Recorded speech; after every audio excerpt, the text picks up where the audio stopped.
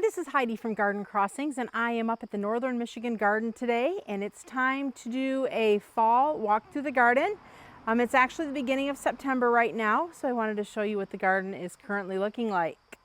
Let's take a walk through the garden. This time of year, I really feel like the garden is just getting tired, although it still looks really well. I think it's just because it's the end of summer, and I'm just ready kind of for that fall transition, I guess. But things are doing really good up here still. These are the sun pations, the white sun pations. We had some deer damage on them earlier, but you can see that they've rebounded very well and are creating just a beautiful, massive hedge. You can see we have some grasses too. The fall grasses are filling in really nicely. These will be sending up their plumes probably in another month or so.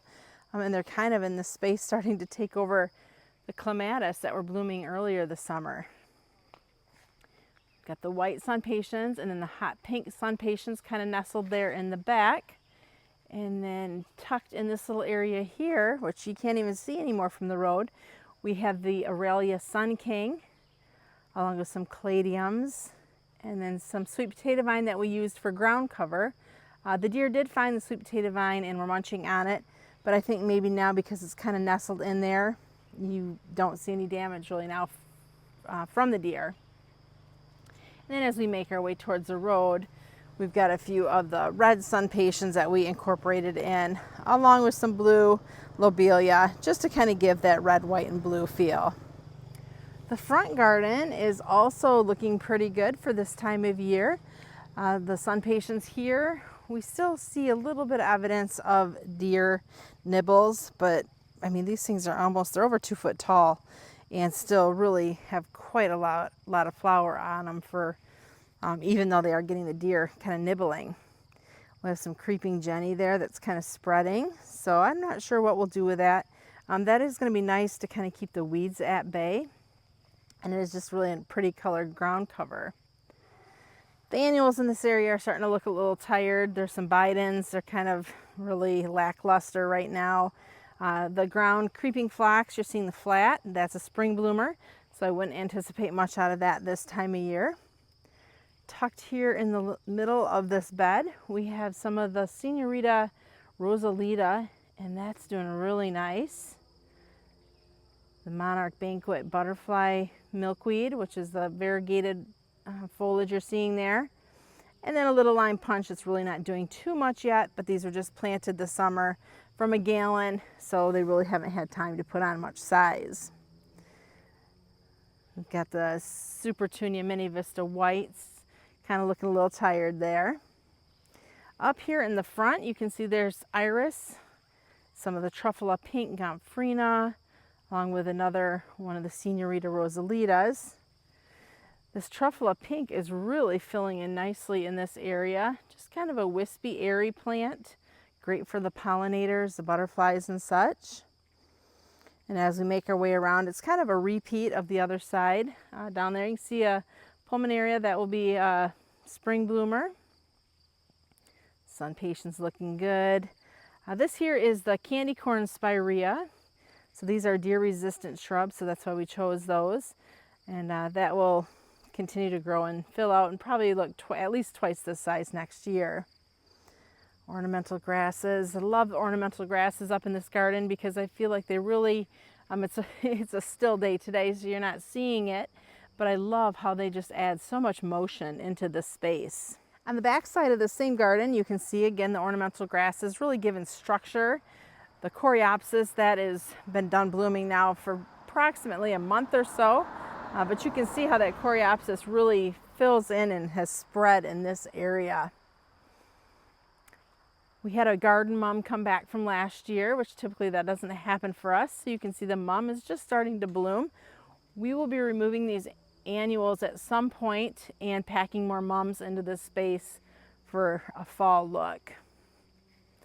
One thing I am seeing is a bunch of weeds. Chickweed is coming in, so we'll have to get in and get that kind of wet out. But that's where that Lasmaki or creeping jenny, if we keep that in here, it'll help keep those weeds covered so that that doesn't happen so much. So look at here, we have a columbine blooming. So the columbine typically are spring bloomers, but we have a beautiful bloom there that looks really pretty up against that pink sun patient. All right, let's take a walk to the front of the cottage and see what's blooming over there. So I know I mentioned that the gardens sometimes maybe feel a little bit tired at this time of year, but maybe it's more like we feel a little tired of our gardens and are just ready for that fall changeover. But these plants really are doing very well, and they are not wanting to give up on summer. I've got to show you this cute little guy a second here. His cheeks are just all filled with whatever he's finding to eat. Goodbye. Chipmunks are such a little pest here in this area. All right, back to the front garden here. So I think one plant, and I've mentioned this before, that just really stands out in this space is that Hacklin-Achloa all gold grass. That beautiful chartreuse is just really a great pop of color, and the texture is just really beautiful. This is east facing, so it gets sun until maybe just a little bit afternoon. We have some ferns tucked in this space, a hosta that'll continue to grow and get larger. Put a few of the beacon impatiens in for little splashes of color, along with some more of the sun patiens, being sun patient purple and sun patient white.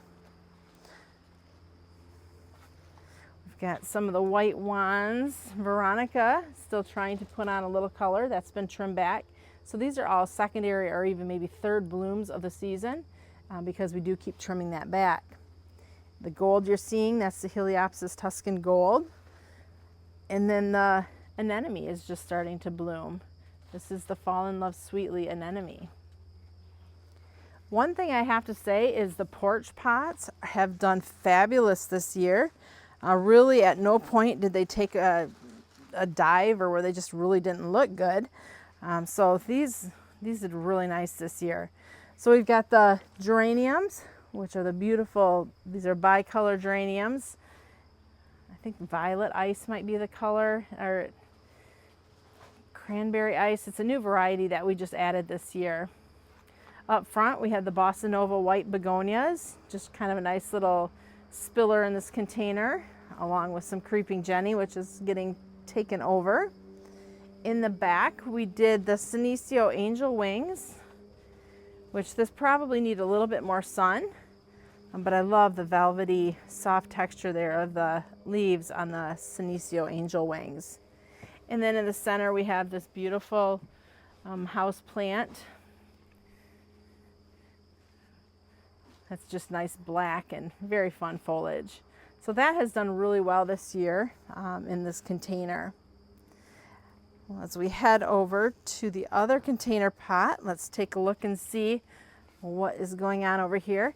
So we used the same thriller, that nice black airy foliage there, and that got really tall. They about doubled in size. We used some caladium along with some violet ice verbena and petunias. There's some angelonia dark blue, which isn't currently blooming. In the back is salvia golden delicious.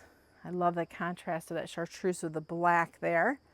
And then we tucked in here another monarch banquet Asclepias, just for some foliage interest. And then also if we happen to get monarchs, it was just a little bit of a feeding station for them there. Planted along the edge, we have some of the Macadamia gold dust, and that really has done nice in this space.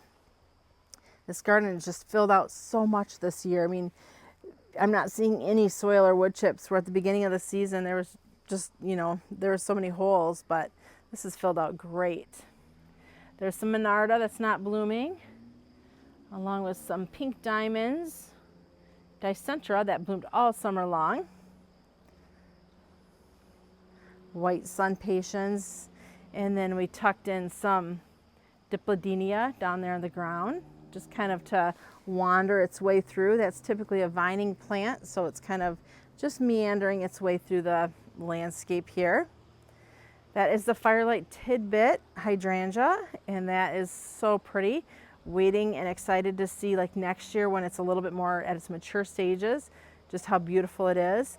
But look at those blooms. They're just such a gorgeous, the perfect size, a beautiful blush pink to them. I think it is so nice looking.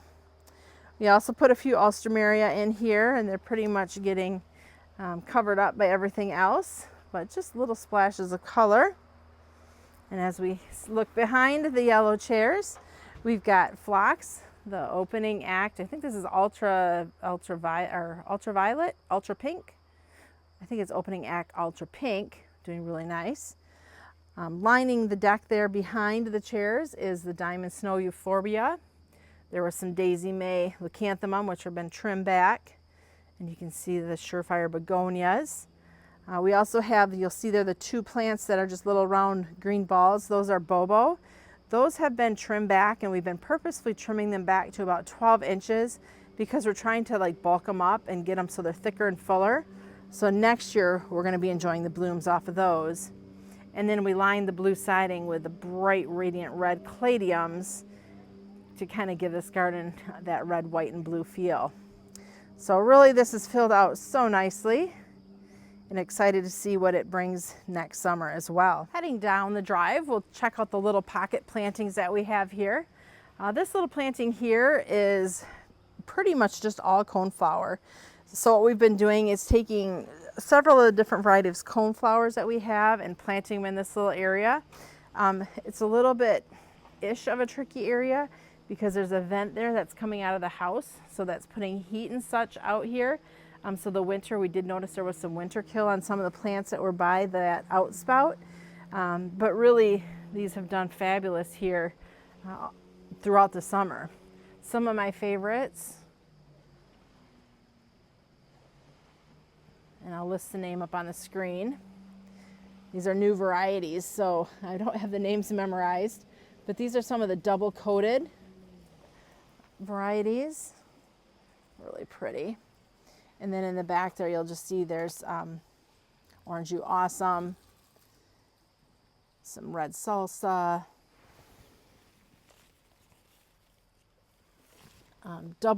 actually, you know, I figured the name out, this one, Double-Coated Raspberry. That's what this is called. That is a great double coneflower. So we packed a bunch of those in the holes that we had. So we'll see if those come back here. This is about a zone 5 garden. So sometimes these doubles can be a little bit more finicky than the traditional coneflowers. So we'll see if they come back next year.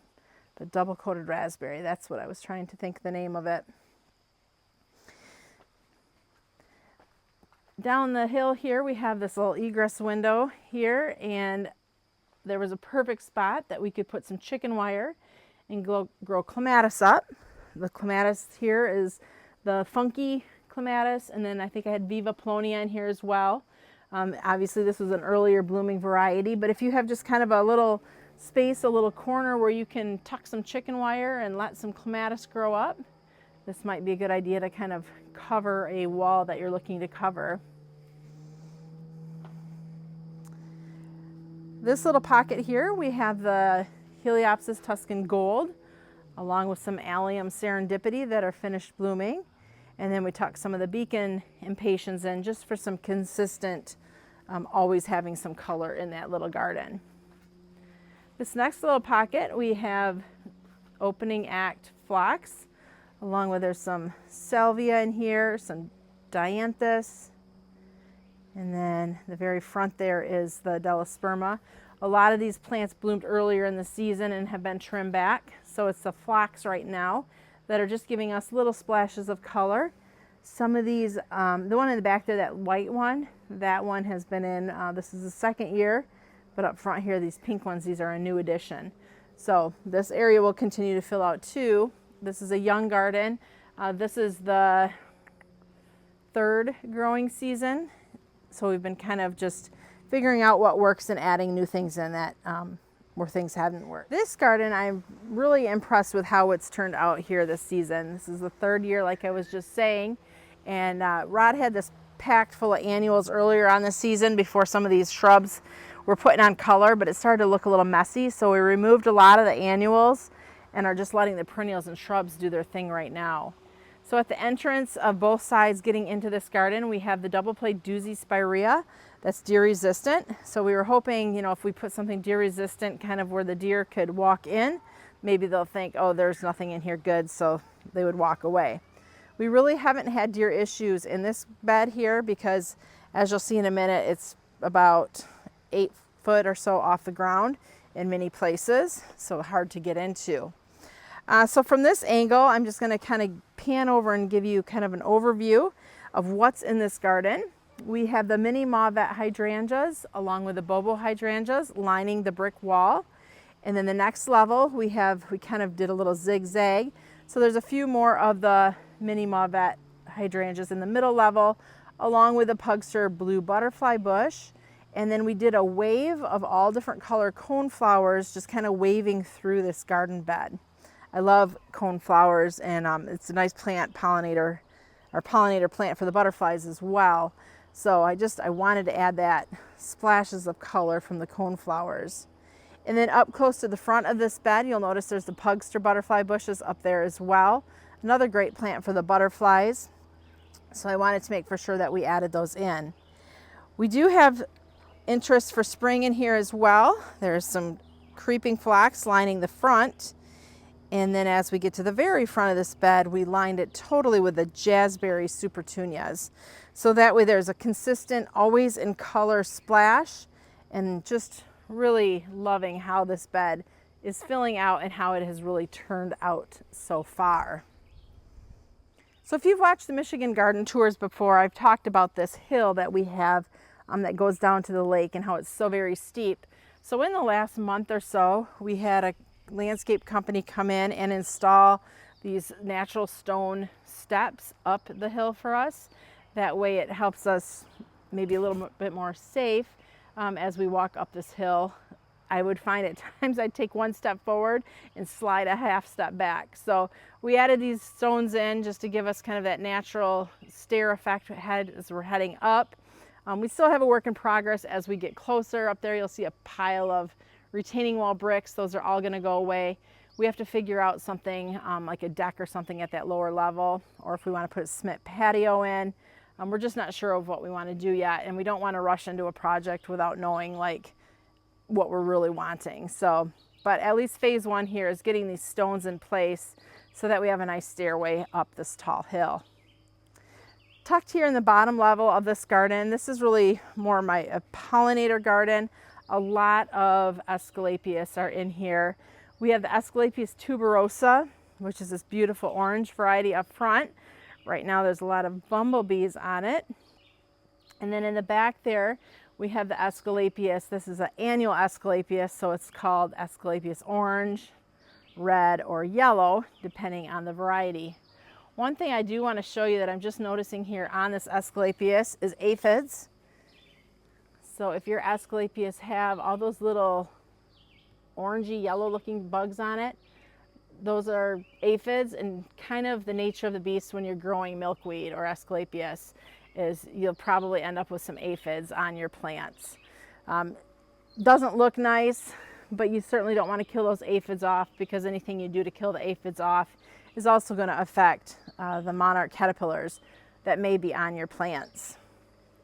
We planted some, let's see, it's so hard to tell with these smooth hydrangeas what their names are when they're not in bloom, but this here is the Invincible Ruby, and you can see it's totally at the end of its bloom cycle.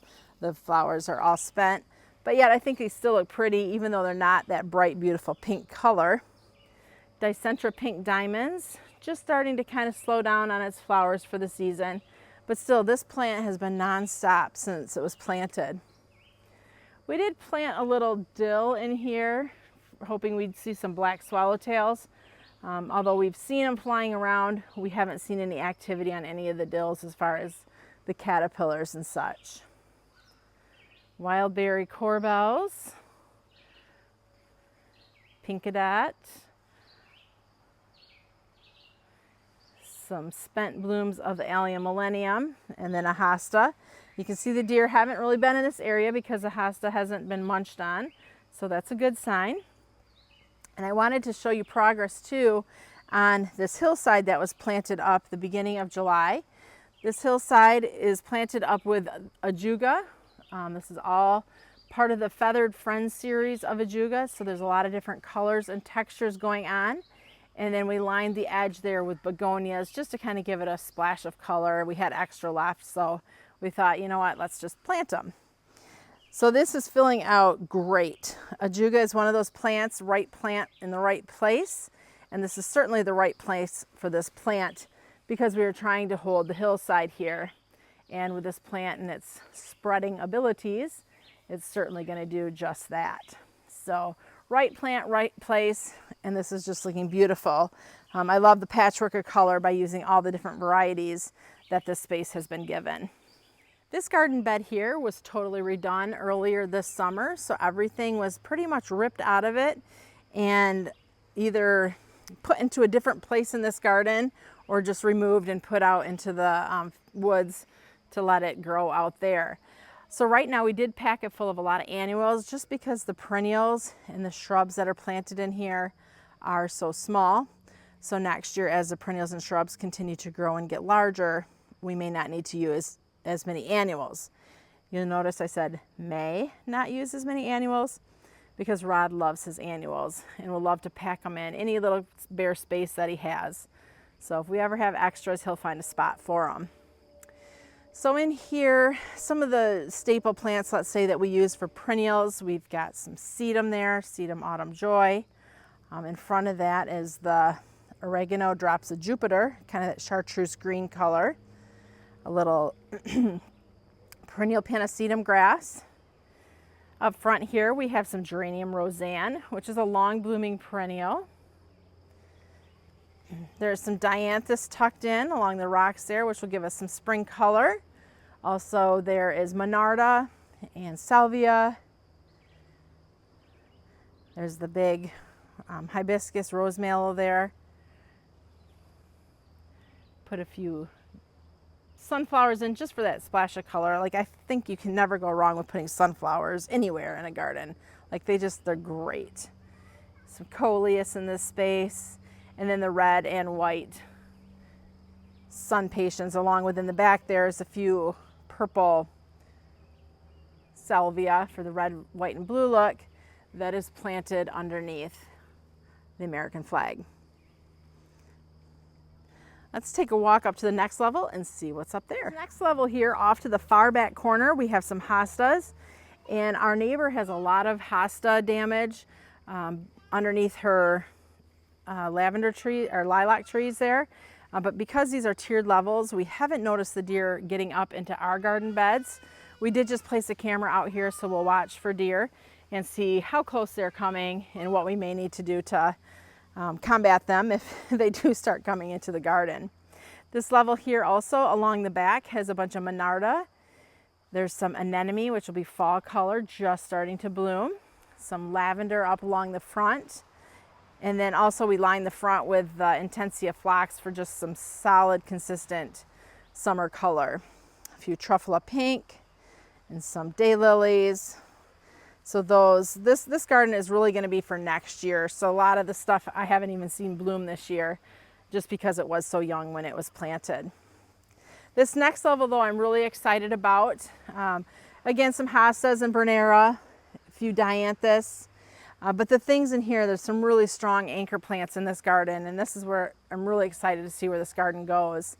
Along the back wall there, we have some little lime punch hydrangeas, and they are doing beautiful right now. They're only about 18 inches to maybe 2 foot tall, and they're going to continue to get larger as they go along.